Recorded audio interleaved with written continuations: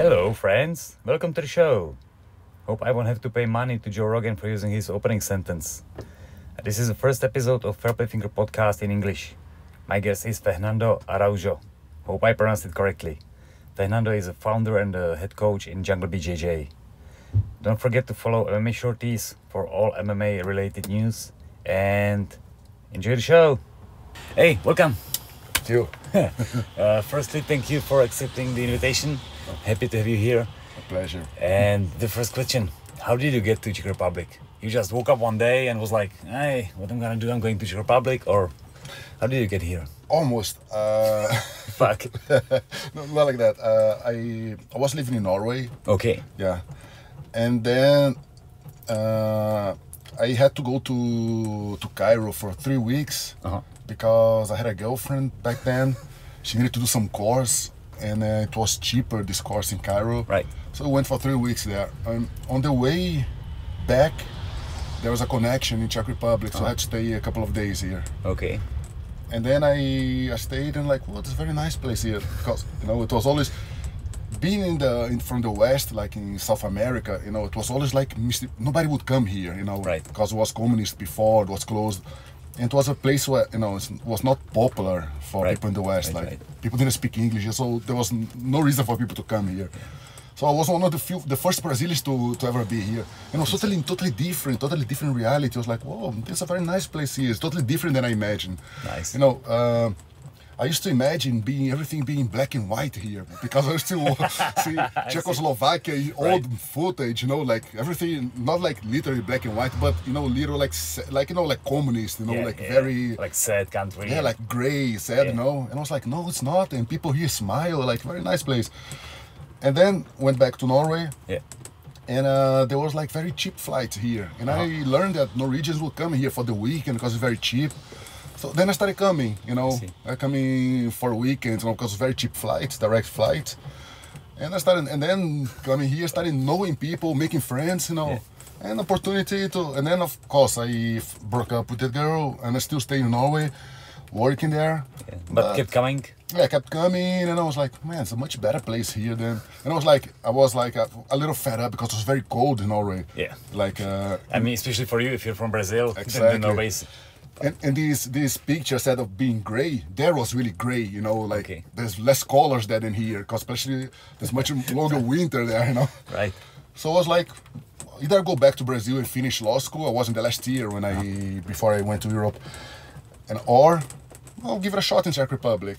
There's I made friends there. They wanted to learn jiu-jitsu. There's no jiu-jitsu there. And there was nothing back in the days. Yeah, nothing. Yeah, and I was like, so I'll give it a shot.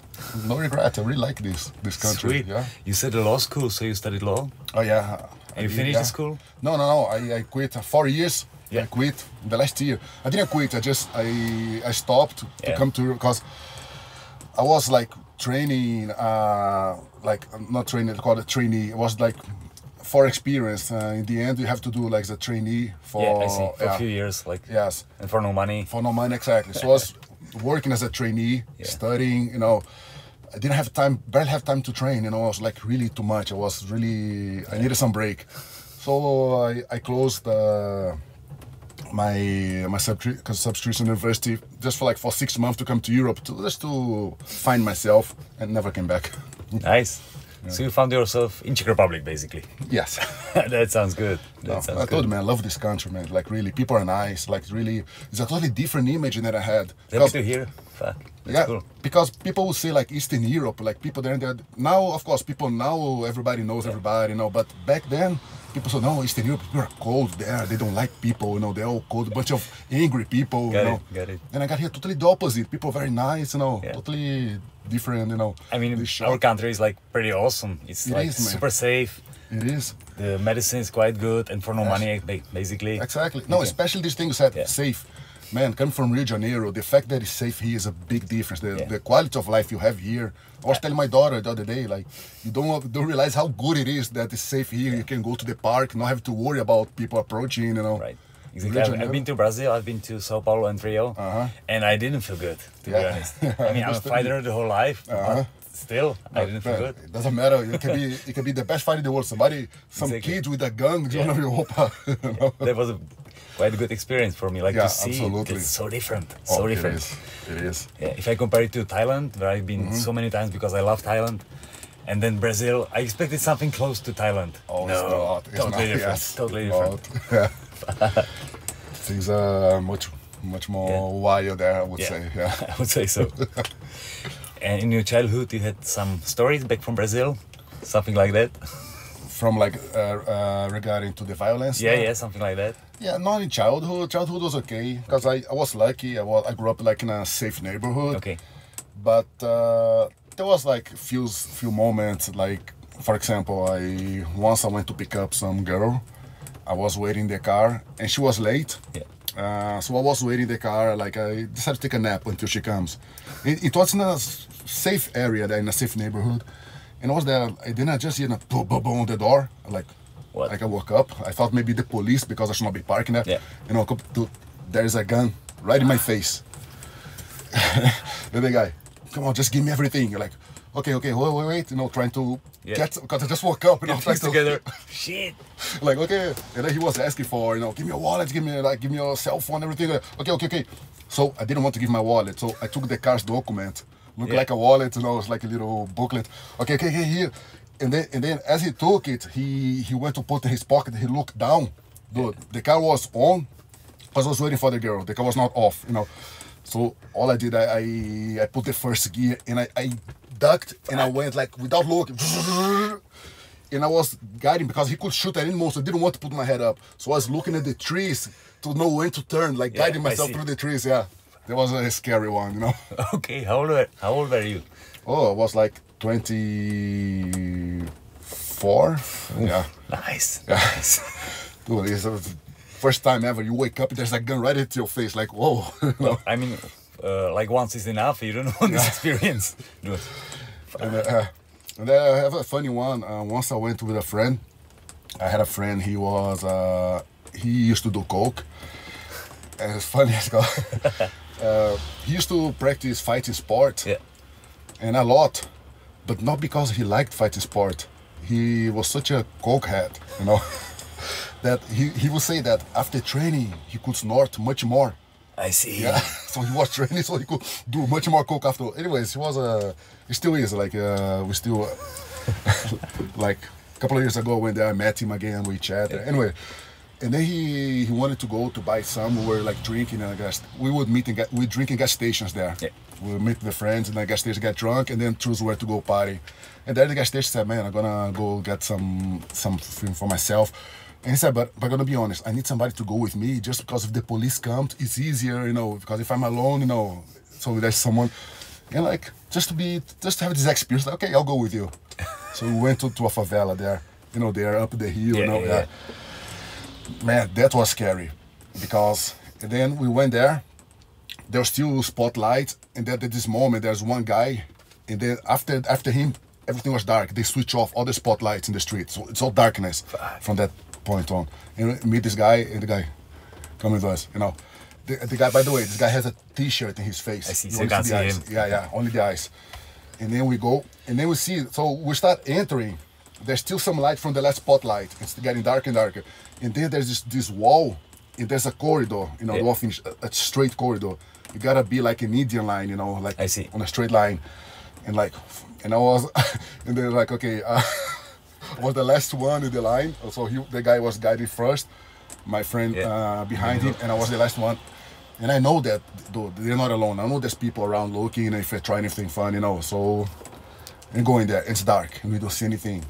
And every now and then I touch it and I see, oh, there's a wall here still. Okay, we're still going straight. Yeah, and it was long. And we kept going. And then I bumped to my friend, and okay, we stop. And then just hear some voice like from down. Okay, what do you want?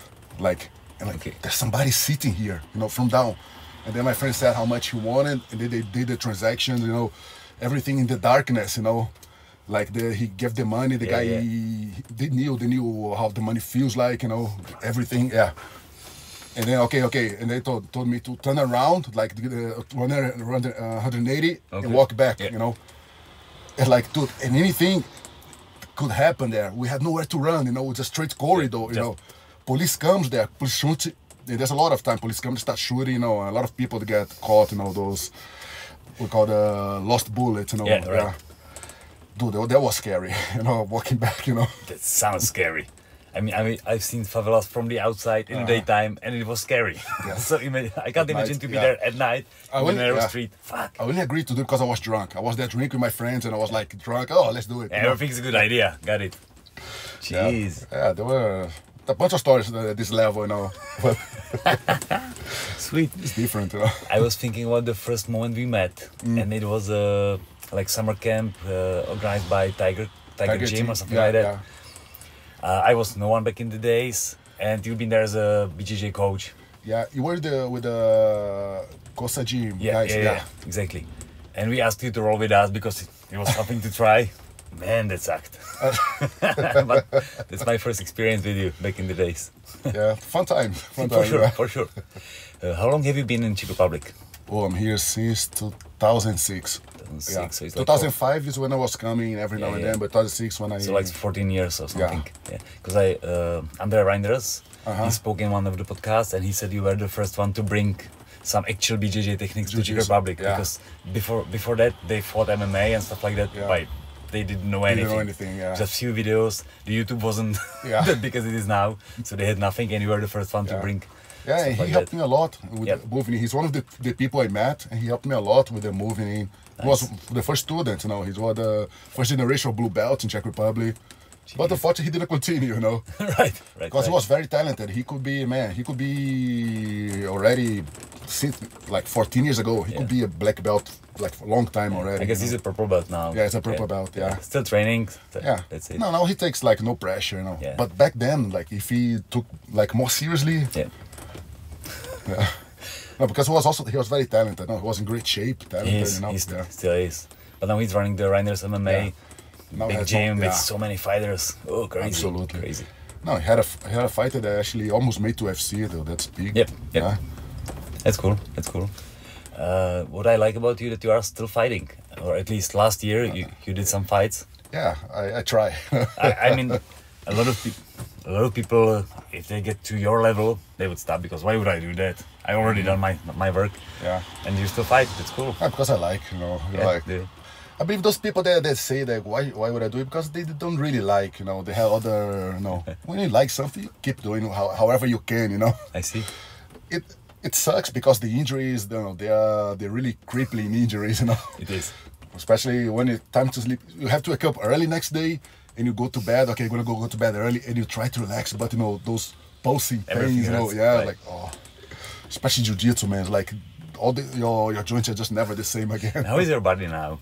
Because you've been doing it for your whole life, and you are like 30-something. Well, thank you. Or 40-something? No. I'm 42. 42.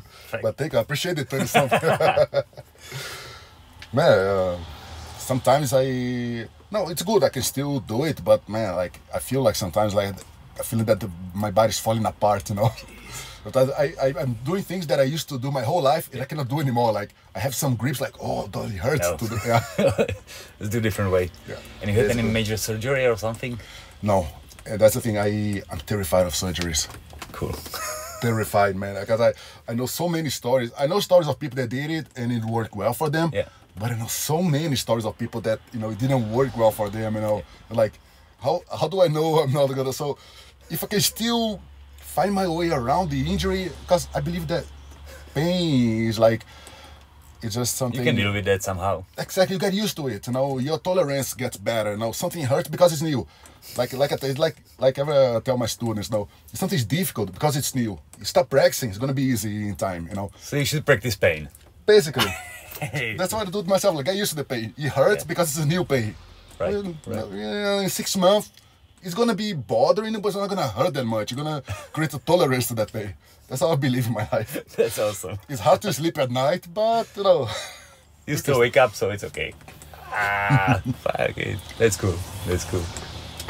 And how is the gym running? I guess pretty good from the pictures I see on Facebook. It's doing well. A lot of people coming.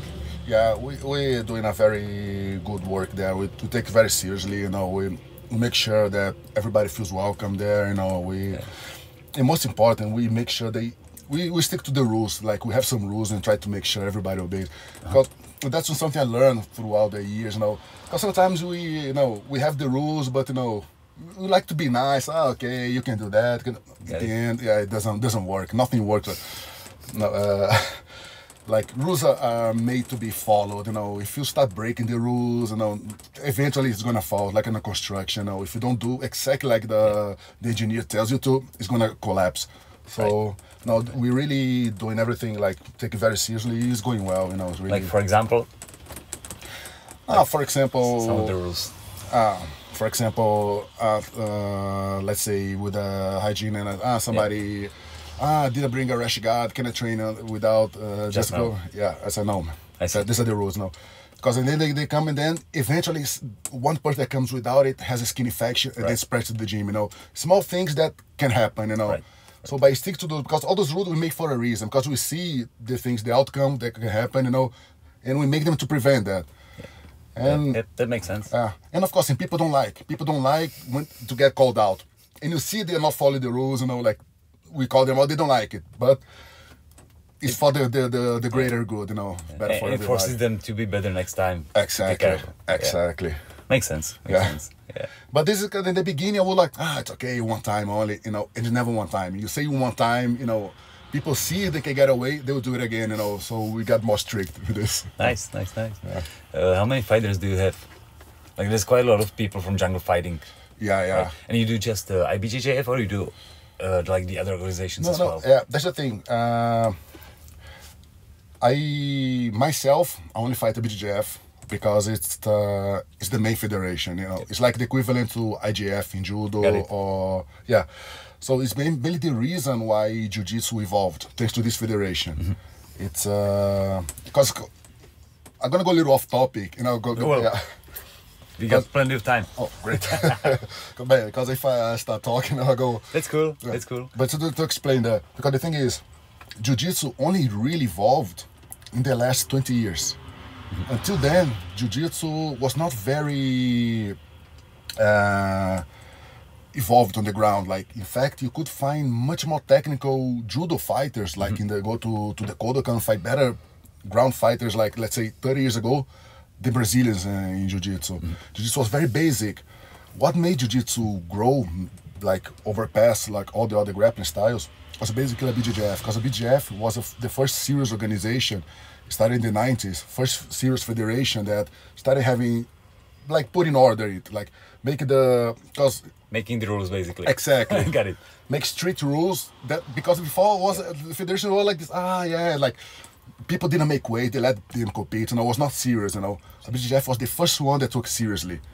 And then was forced people, and then of course, when everything follows the rule, and then there's control, and then there's like control even about the fighters, like people could not just claim to be any belt, there was really strict control, So first the rules were set, and then there was competition, like serious competition, high level competition, and started making like, so a BJF having satellite federations and people from other places, not only regional, from other places coming to compete. So we help the sport grow. So competition is forced the evolution of the sport, Right.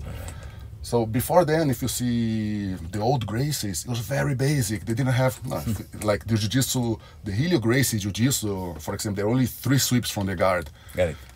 After BJJF started, that's when it really was explosion, like really the level grew, the level competition got higher, so the level of the athletes got higher. So that's why, thanks to BJJF, that jiu-jitsu is the sport it is today. So kind of the least I can do is like a support. So I'm a big supporter, and so I encourage, but the other people that are in my gym, they want to compete. I let them compete, and they compete if they want, because I believe in competition. Yeah. The more you compete, exactly, it forces you to get in shape, forces you to see mistakes, and But so it's like this: they can compete anywhere. Like I have nothing against, but I always tell them, but you gotta compete in the BJJF as well. You compete over, but you cannot just compete. You gotta compete also in the BJJF, because that's how you're gonna. Not only for yourself, and also for the sport. You maintaining the sport. You help the sport grow as well. Yep. I like that idea. That's cool. That's cool. So basically BJJF, and then of course all the others, and we even cooperating with this AJP, Abu Dhabi Jiu-Jitsu Pro. Mm-hmm. Last year we organized the first Prague Open. Yep. We're going to organize now this year, but not really. But after things go back to normal, we're gonna make it again. We had plans to make 2 this year, like Prague National Open, Prague International Open, you know, and eventually make a BJJ, Prague Open and BJJ. But you know, COVID stopped everything. You know, that would be great. So. Yeah. Let's schedule it for next year.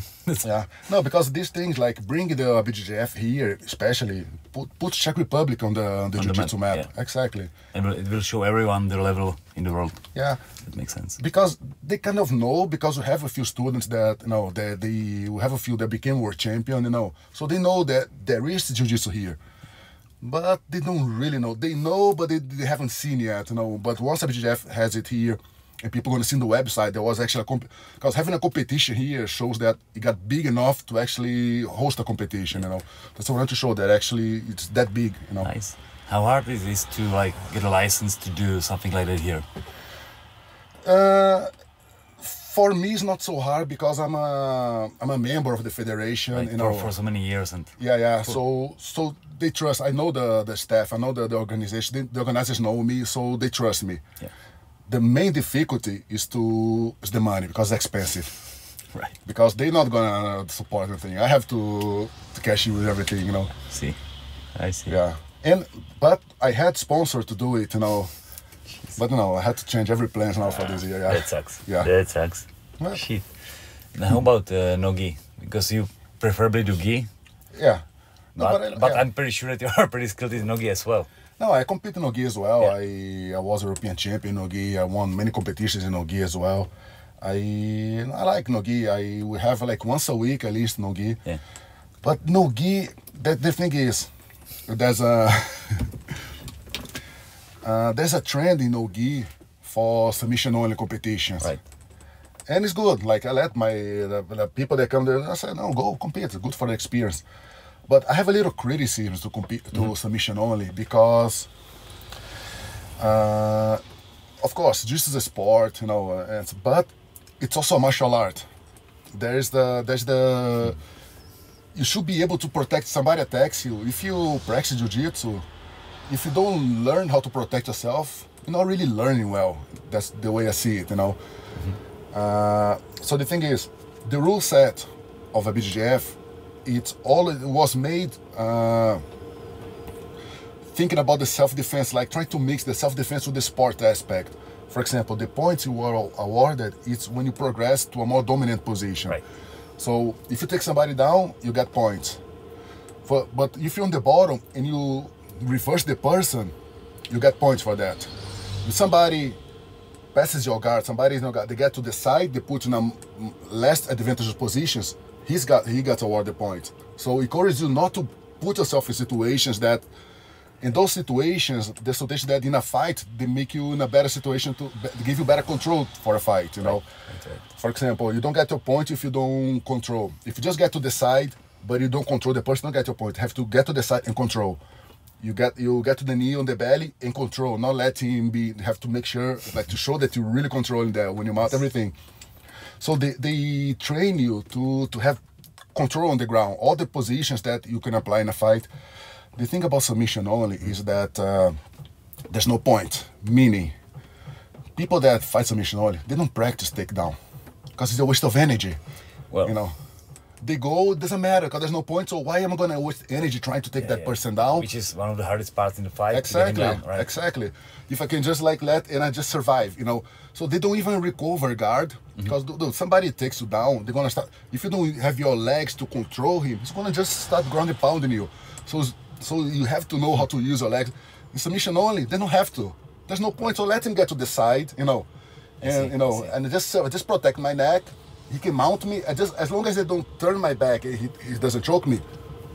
Yeah, I survive, and I go to the overtime. I'm gonna start on the overtime on his back, and all this energy I saved by not fighting, I'm gonna use to win the fight. Like that's what we see happening. People just survive the whole fight, save their energy, and the overtime they win because they have the most. The one that was trying to attack something gets more tired. You know, that's my big criticism. Like, okay, it's a competition form, but if that's how you train for, when you need to use to defend yourself. Exactly, yeah. Basically. It's kind of interesting angle to look at it. Yeah, that's how I see it. Like that's how I see it. Because man, People can be the best in submission only. Many times by not submitting, just by surviving, saving them. Like how they do with the strategy. Yeah. Dude, put them just throw any person that doesn't know how to fight, but angry at them, coming strong at them, they're in trouble. They will not know how to protect themselves, you know? Right. That's why I believe that the intention was good. They wanted to create a style, because in a BJF, because of course, people play with the point system. Not every fight people finish, you know, BJF is by points, and people didn't like it, no, they should have more submission. But they fail to understand two things. First, it's not easy to submit somebody at the same level as you in good shape. You know, people saw Royce Gracie in the first UFC submitting everybody because they didn't know any ground. Then it's a different story. No, but when you find somebody prepared as you that knows how to defend, it's not going to be easy to. But at least, if you win by points, means you are dominating the fight. You know. And another very important aspect is that control. If you think about self-defense as well, that's why I'm a big defender of the BJJ. If you think about self-defense, control is much more important than submission. If you only go for submission, you might end up in bad position, bad situations. Control is much more important. So somebody attacks you, you cannot just go and try to jump, rolling on the guy's arm. The guy pulls the arm, what are you gonna do now? They're gonna start stomping you. But if you know how to control, you don't even have to submit, because if you think about a lot of submissions, they're not a smart thing to do in a street fight. You're not going to do a number on a person, you know. Yeah. Not only then you might sleep, and then you're going to be in a bad position. Let's say, okay, you got his arm. It's not like he's going to be. There's going to be scream, and you break his arm. You know what? Now his arm is broke, but he's still coming after you. Know what? It can happen. Exactly. No, and I've seen it happening. It does happen, you know. You know what, you gotta know how to control the person. You gotta know how to stay, on top, control and make sure he's not gonna go anywhere, and you know where his arm, so he's not gonna grab a rock and hit you in the face, So control is much more important than submission if you think about the self-defense. And BJF really prepares, of course, makes you be in shape to compete and stuff, but also it's a system that prepares you to control, to always be aware of control, That's why, that's my problem with the submission only. It really creates a lot of fighters. I will not call them fighters, just like a lot of sportsmen with a big gap in their game, Because they in the end, they don't have God, they don't have the thing that made jiu-jitsu different than all the grappling styles, The guard, half guard, how to use half guard in an aggressive way, not just staying there and being passive, I see. Yep, sounds good. Yeah. Sounds good. From what I had a book by, I can't remember the name. It's about BJJ, and the first thing they say, it's like that you should start with some self-defense moves. Basically, that's how it started. That everyone who was like about to start BJJ program anywhere, they had to learn some basic self-defense movements. Yeah, that sounds good. Yeah, sounds good. But that's how it was in the beginning. Yeah. The Gracies, Carlos, Hilliard, the founding fathers, they had a program like I think it was 32 classes of self-defense. So basically, jiu-jitsu was that. Like, they'll be repeating. People go through the program, the self-defense, the 32, I think, and then they'll be repeating. Yeah. Those fighters, those people, of course, it was always private classes, very expensive, was like only for the elite. There's a different story, like was something very, they would choose who would train with them, Anyway, cool. Yeah. But those that they saw could have a potential to actually defend, because they will spread, make it popular by challenging in other styles. What's the reality there in the 30s until the 50s?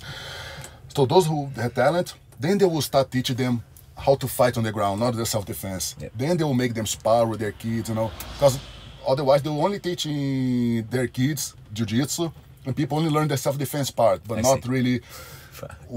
If you think about it, what's also important for self-defense is the sparring, the action, because no matter, you can know what to do, the movement, but if you're not fit, if your body's not prepared to receive pressure, punishment, as a fighter, For sure. It's not gonna work, Yeah. Any person without any technique just gonna hit you, that's it, you're gonna break, I've seen so many fighters hitting the pads like gods. I've seen, fuck, that's cool. And then in the fight, there was nothing. Totally, exactly. Exactly. Something different. Yeah, so you gotta spar. If you don't spar, you're not conditioning your body for the action. Yeah. because the attacker is not gonna come nice at you, you know. Most of the times they're gonna be bigger than you, for starters, no. For sure. Yeah. Because who's gonna attack you? Exactly. It's gonna be somebody bigger than you and very angry. So if you don't condition your body to receive punishment, I remember when I did Thai box there in Brazil, the trainer would hit us with the stick on our shin. Proper old school. Yeah, very old school. And he will say that. He will say exactly that. If you never ever need to use it, and you kick somebody, you know, and your leg hurts, you're gonna lose that fight. The guy's gonna beat you up.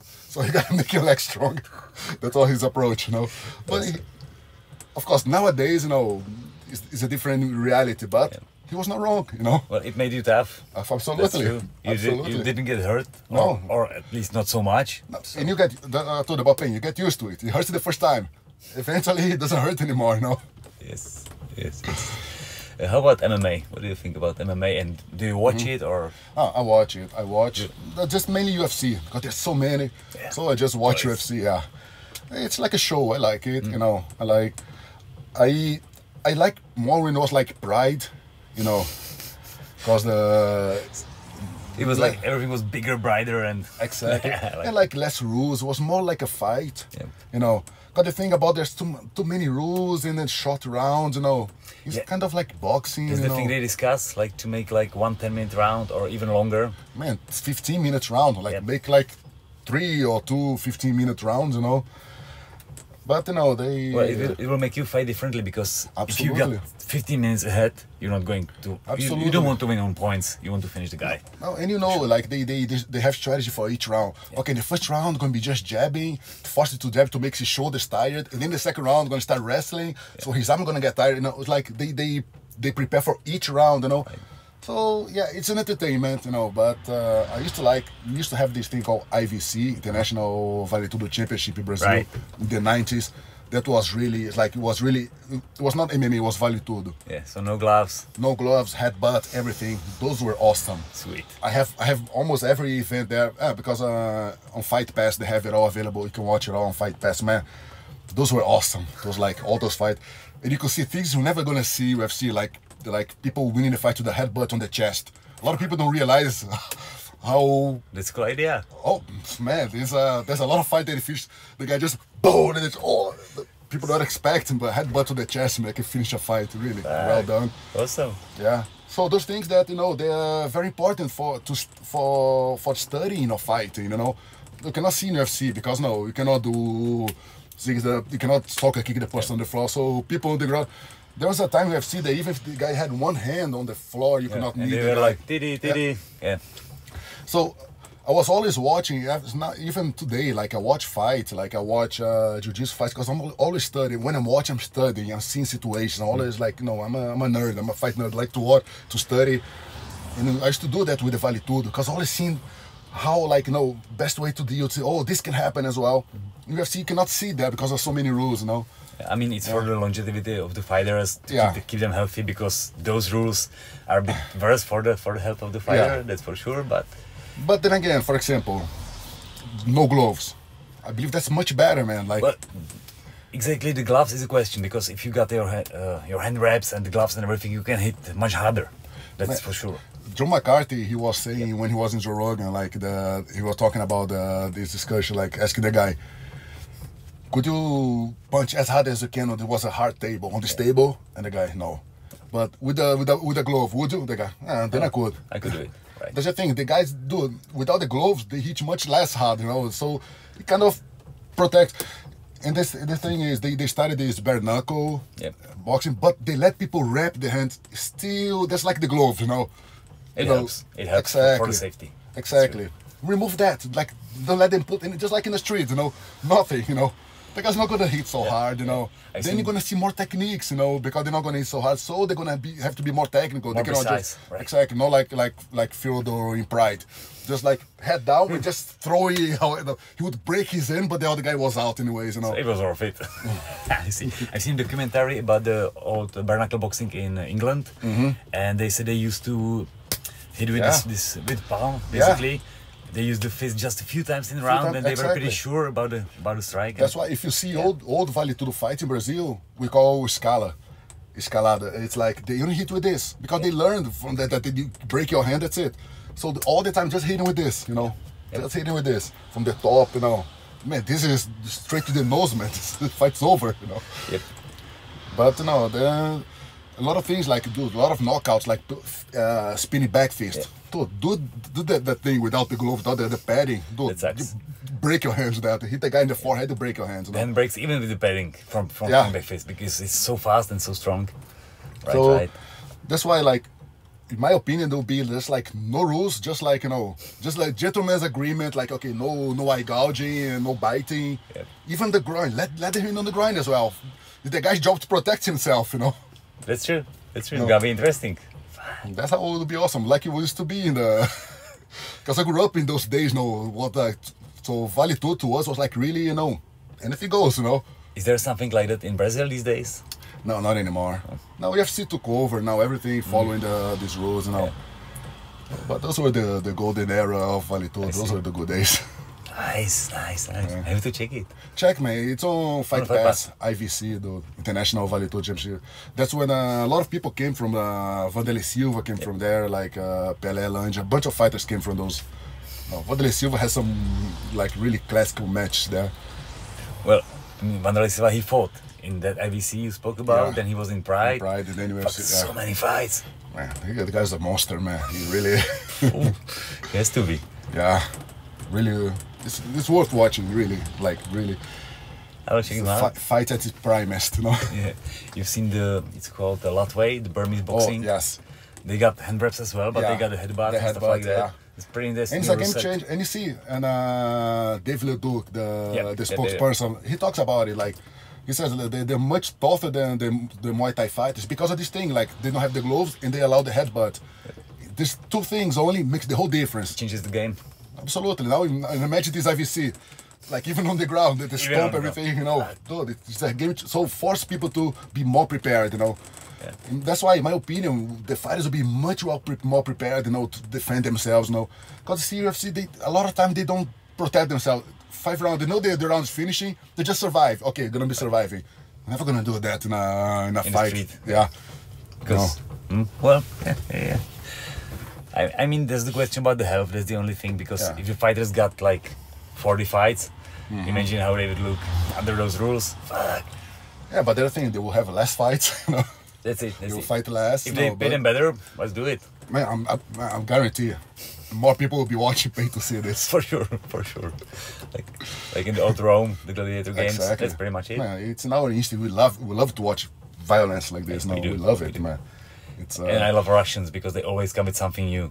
Like they had the MMA teams fighting against each other, and there were some blocks, and they were throwing this. Fuck, what's that? Yeah, man. Now, in the peak of the pandemic, every sport league finished, UFC continued.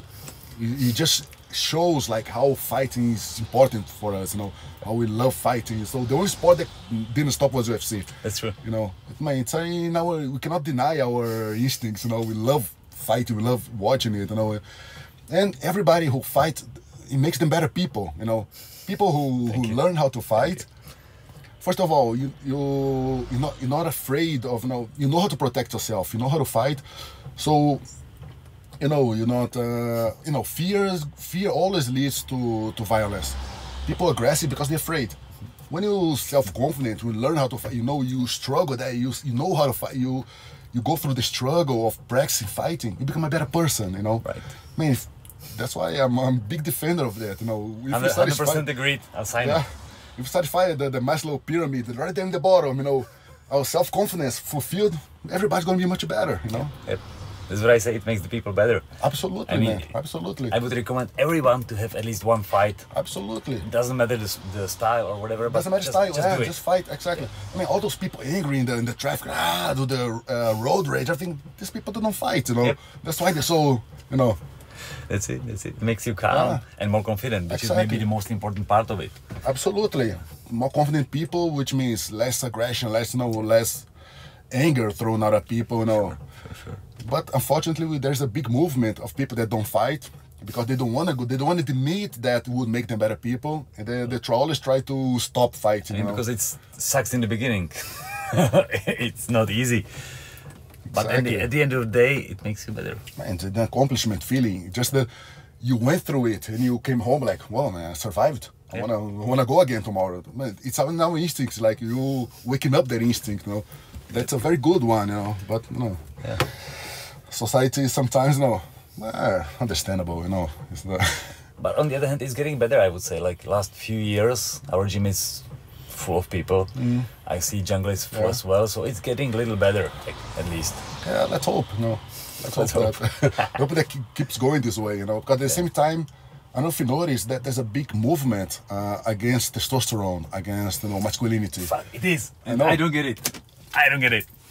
That's the problem. These people, they hate that we fight, that we train hard, you know. I mean, you need both those parts, yin and yang. You need both. You have to be able to fight and to protect yourself and your family on one side. Exactly. On the other hand, you have to be able to communicate with anyone, make the deal, be nice to your lady, whatever. But that's what I said. The people that can protect their family, people that learn to fight, they're gonna be better people. They're gonna be nice to other people. You know, they leave all their frustration there in the training, fighting. You know, you just let it out and you're good. Exactly. They're much better people afterwards. You know. Right. So just hope that this strong movement, like this androphobic movement, like afraid of masculinity, don't.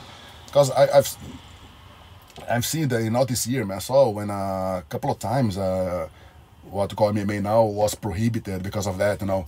And then there was an event, and the show on TV, I remember the news, there's bloody sport, they call it bloody sport happening, and all these activists trying to ban it, to make it illegal, and it happened. Like, for example, Rio de Janeiro, a few times was illegal for a few years, and then we brought back.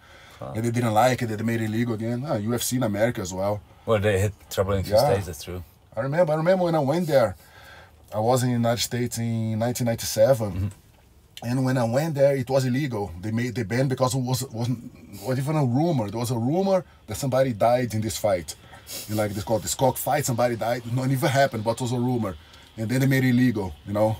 That sucks. But the thing they don't realize that making it illegal is not going to stop. No. People are doing underground, you know. I remember people are doing like closing their gyms and making a bet there. People are never gonna stop fighting, you know. Yep. It's like with the prohibition, it didn't work. It just made the prices higher. Exactly. Censorship doesn't work. Education works, you know. Educate people, you know. Right. The best teaching method, in my opinion, is consequence. Show people consequence of things that happen, which is part of education. People educate people.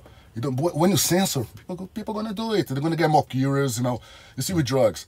In the places where drugs are illegal, people do the most drugs, you know. That's true. Go to Amsterdam. You don't see, like, it's totally under control because it's not illegal, you know. People don't go crazy willing to do drugs. The opposite, you know. Yeah. I know in Brazil, where guns are illegal, everybody has guns there because it's illegal, which means there's no control.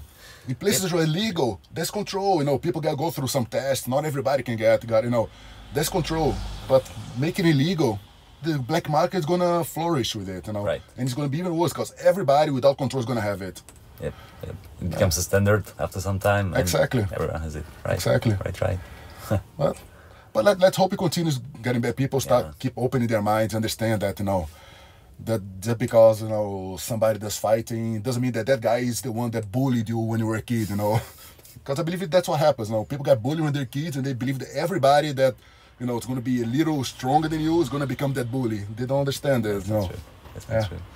Right. They make others pay the price for their personal traumas, you know. Exactly. I mean, even those podcasts that you mentioned, Joe Rogan, I listened to him as well. And there are some really interesting guests. And it makes you think about stuff, especially the guns and stuff like that. Well, let's do it. It's the education. That's the thing. Look what happened to Joe Rogan now. Now he went to Spotify, and the staff of Spotify, they want to censor him, you know. I don't get it. No, because there's a thing, you know, they want others to pay for their traumas, you know. You're not going to make the world better by censoring. No, let people, educate people. Education is the way to a better future. It's the only way, because the censorship doesn't work and they will just make you even more afraid. Exactly, but they don't get it, you know. They still want to censor Joe Rogan. You just said, like, you learn a lot. We all learn a lot by actually having access to information. Exactly.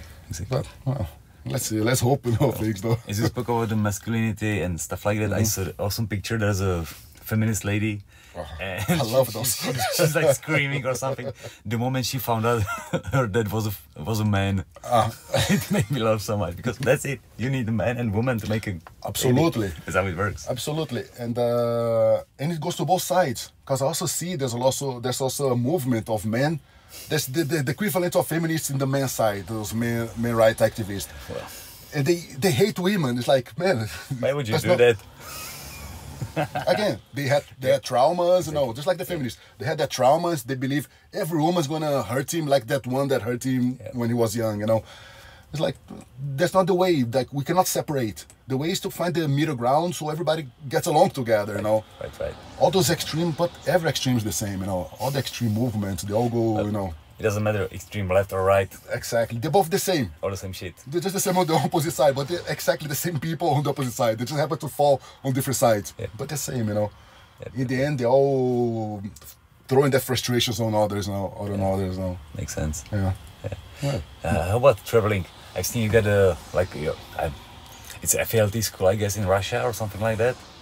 Oh yeah, I have a couple of affiliates there. Yeah. But you're traveling nowadays, you're asking?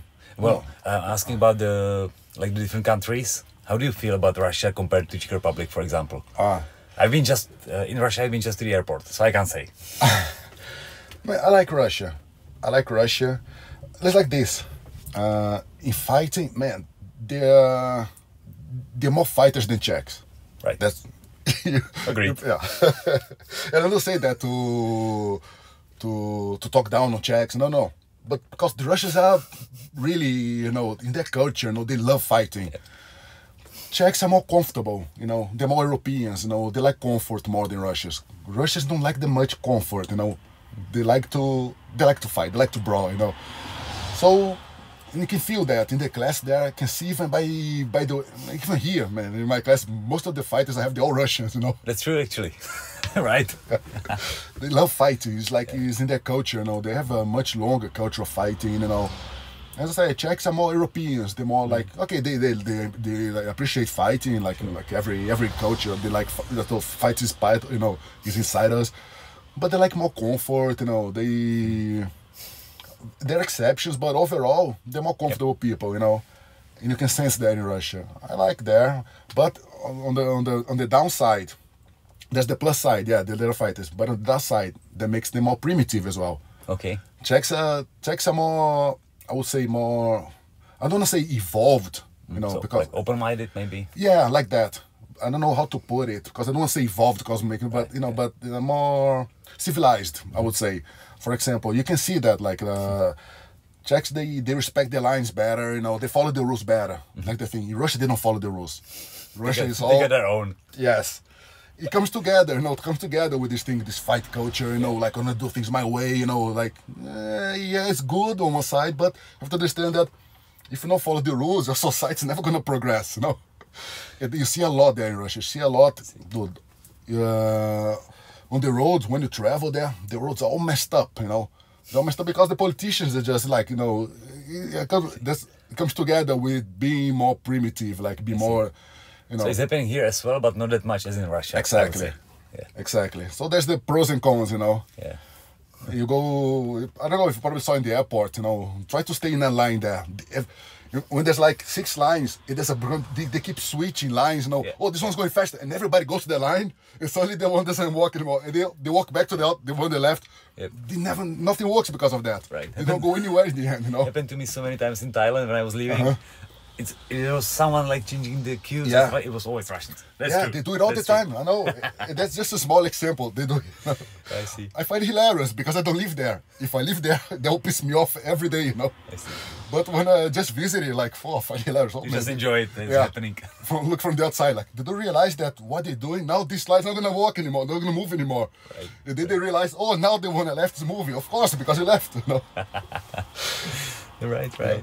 But they're very nice people, man. They really like going there. I like the food there as well.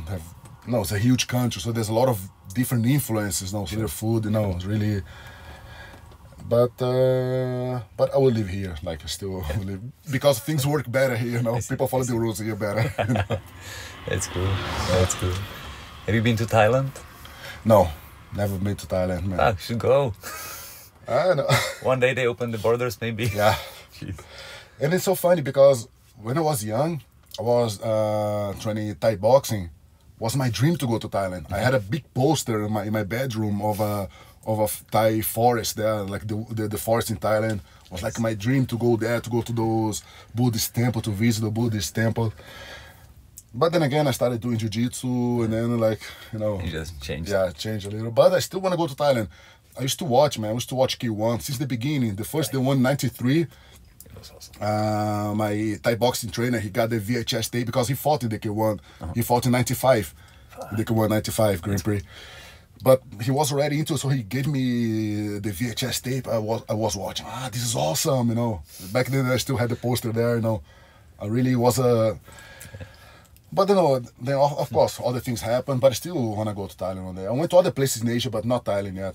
Because when I could go to Thailand, it was already too many tourists, and people say it was not the Thailand... You have to pick the right spot. That's exactly. Sure. It was not the Thailand that I wanted to visit, I see. Yeah. You have to go north. There you can find... There you still can find places that are like you imagine. Exactly.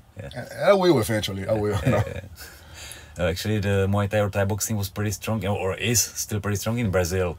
Yeah. We all know Brazil as like Brazilian Jiu-Jitsu for sure, but the Muay Thai was like the shooter box and all those schools. Yes, it was big. In fact, it was the first, like in the modern days, like the first big rivalry with Jiu-Jitsu. In the 80s, it was a big rivalry, Thai boxing, because we didn't call Muay Thai back then, we called Thai boxing, Yeah, whatever.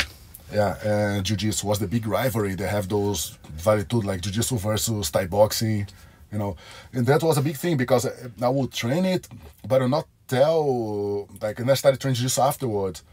And I would not tell, people because they were not so open-minded back then, See. So we would tell, because if you start telling too much people, you training, back then people were more close-minded, Yes, it was just the team Thai boxing and the team BJJ. Exactly. That was it. Exactly. I see. So people knew they were training, but don't make a big deal out of it, There in Jiu-Jitsu, I only talk to them about Jiu-Jitsu, not talk about, and my friends we did that, I'll keep each group to their, I see. To their own, But, of course, eventually it changed. But it was, what was big there, it was, because they had, the thing is, Taekwondo was big in the 90s, because kind of like UFC took over Valitude for safety. Because Muay Thai was big, everybody good fight, but then it was too wild, and under press, the specialized press will cover a Thai boxing event, but was bloody sport again, just like the Valitude, bloody sport, And then Taekwondo came together with the Hollywood helping, with the more martial arts style, so people was safer, a lot of people switched to Taekwondo, and then it almost died out, almost disappeared. Muay Thai there in Brazil. And then in the 90s, it came back again. When Valitudo came back, and then people cannot train Taekwondo for Valitudo. So then it came back, the Muay Thai. It became bigger again. Yeah. And that's when the shoot box started happening, I mean, everyone is concerned about the safety, and the MMA or Thai boxing looks so dangerous because you can get some cut. Yeah, with the elbow, it's just a flesh wound. It's not that serious. Yeah. The hardest hits I got was in boxing sparring. The hardest hits I ever had. Especially because I got a lot in the head, Everything's in the head, and those guys are just boxing, so their hands are perfect. So in my eyes, it's way worse than MMA or Thai boxing. And we're learning now and then, and people talk about the head traumas, but we learn, for example, even football. Yeah. Football, dude, there's a lot. They hit the ball with their head so much, and they're like big dudes running in front of each other and boom, just smash. That's crazy. But the fight sport, they got the bad rap, But a lot of other activities, For sure. Dude, the bikers, they fall their bike all the time, they hit their heads. No, there's not, I mean, people who do downhill, like mountain biking and motocross. Absolutely. It's the worst, I guess. Yes. Broken everything so many times, and that sucks. That sucks. But but there's this thing, but if you're a fighter, people get a little, because in their head, you're a dangerous person, Right. That's how they see it, So of course, all the fighters are always going to get the bad rap, because you're a dangerous person, Well, they should know it, to be honest. No, I'm just kidding. But yeah, that's true. That's true. But a tiny woman walking a huge pit bull that she cannot control, it's okay. Like a huge dog that she has no control over that dog, it's okay. I mean, but you being a fighter, you're the problem. Yeah, some of those rules that we agreed on are just stupid. And so many things, like even with the COVID situation, I mean, it doesn't make sense really. But you know. Well, we can't do anything about it, that's true. Exactly. We have to follow the rules now. We just have to get by, you know. And find a way, but it just doesn't make sense. But I see, man, in the end, they're going to be fun stories going to be telling our kids, you know. That's We're going to be old, telling our grandkids. Yeah, we survived the pandemic. Exactly. Hey, Grandpa, how was your days? Oh, a lot happened, you know. We have a lot of stories to tell them, you know. That's true. That's a good way to look at it. That's how I say it, you know. Man, as I said, I'm 42, man. Like, I'm just too old to worry about a lot of things. Like, you know what? There's going to be stories to tell later to my grandkids, you know. I mean, I can survive. I'm pretty much okay with everything that's happening. But the young fighters that I'm taking care of, they don't have like there are no fights actually. There was something through the summer, but it's not many tournaments and stuff like that. And it's like pretty risky for them to lose them, for me to lose them. Yeah. Because they are young, they see many things, and now their hobby, that was really big, they can't do it really. So it's not easy to keep them. Yeah. But then again, like, what would they do, like, if they quit fighting, you know? Well, I hope something productive, but you can't rely on that, really. Let them know, like, you do. Yeah. The best way is let them know, like, okay, you can quit, but do something. Here's your way to know you on the right path, you know? Yeah, right. Because they're gonna do what? They're gonna start playing on their tablets, you know, non-stop, you know. Maybe become the pro gamers on PS4. Oh, I love PS4, man. Do you? Yeah. Jeez, I did never learn how to use that controller. I used to play on computers, so with the mouse and keyboard I can do pretty good. That too. Yeah, I did that too. I used to play Counter-Strike back in the day. You know, Sure, that was it. And Unreal Tournament. Unreal, yeah. No, I played Tactical Ops. I didn't play that. But that was awesome. That was awesome. But plus I like, because I like fighting games, you know. Yeah. So you play UFC? I don't like UFC very much. I have, but I play more Tekken. I see. Yeah, actually, Sophie told me. Yeah. that you are. No, then I would be on like middle of the night, like entering online tournaments, Tekken, you know, like really. A lot of practice, yeah. No, because sometimes I just cannot sleep. Like, body hurts too much. Like, I can stay in bed just not sleeping, or I can make it productive. Play Tekken online. Get better at Tekken. Like, get my ass kicked by some Asian dude, like some Korean dude.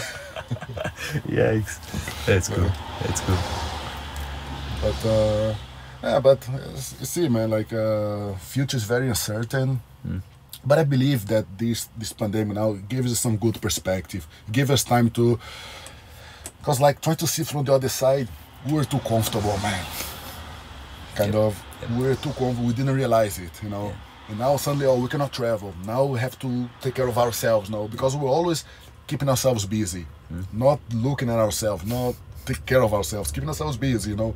Driving all the time, you know, social media. Now with this pandemic, okay, you cannot do what we like.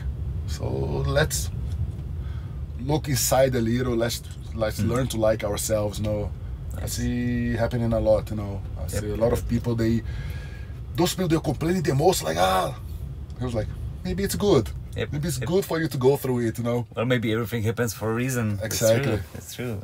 The way people took it, of course, I got upset. Like normal, you got upset because come on, you want to be able to do the things but the way some reactions I saw, some people were really they got aggressive with this, you know, like blaming everybody and going on social media, just like insulting people, insulting everybody, like because it's so easy on the social media.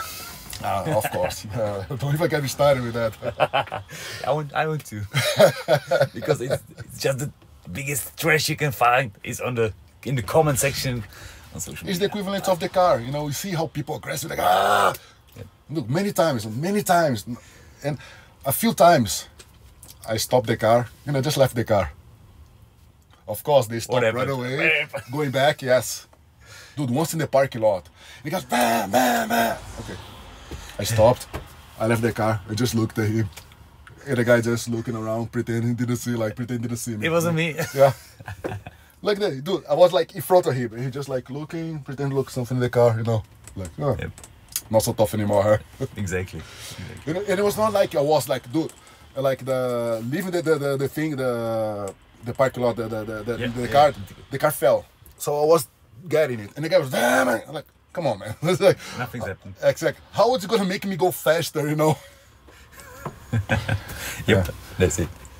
But back to something I said, like I saw some people that were really aggressive with this quarantine, and like, like maybe you needed to go through it, maybe those people that are aggressive, maybe they needed to go through it to because the way they were reacting is like there was something wrong with them, so they were too comfortable before, Well, we all have been, because I mean I'm 35. And basically, I remember my life when the communist was over. So I lived in democracy pretty much my whole life. Everything went pretty smooth.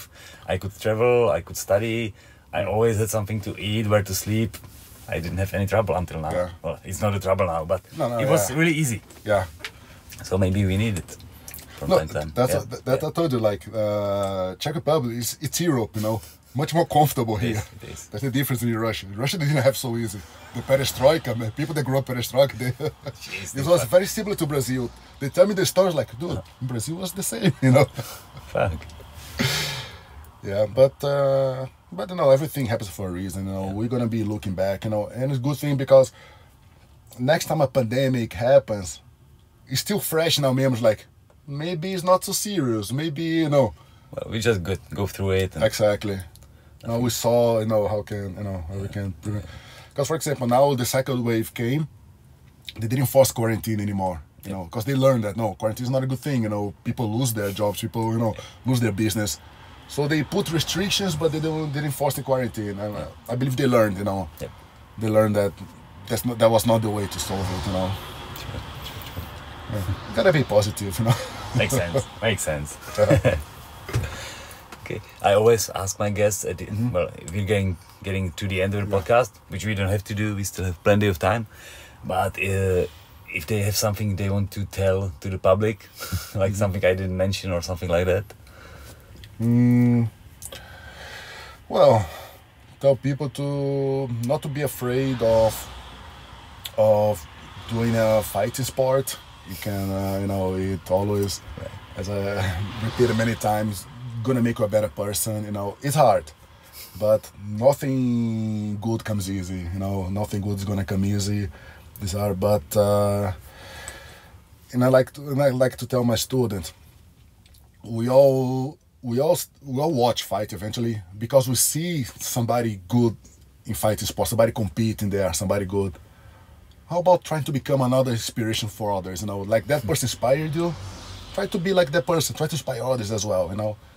Start going to the gym for the first time. You're gonna suck. You're gonna see, because we all think like deep inside like we're second coming. Like, but we go there like, oh shit, everybody's better than me here. Right. And that's already the first lesson. Realize that you're not the second coming. That the realization's already a very good first lesson. Right. And that's why I encourage people to not to be afraid of just trying, and it doesn't matter which one, but make sure it's one that where you're gonna spar. Make sure it's one that's gonna be hard. Because if you come home, you didn't even break a sweat, you're not really exercising. You gotta go, you gotta come home feeling, wow, man, I can barely walk. Yes. That's it. That's how we do it. Yeah. Okay. Sweet. So thanks for the talk. It was a pleasure. It was awesome. Man. Thank you. Hope everybody has a good time watching it. I hope they will. Let's see the comment section afterwards.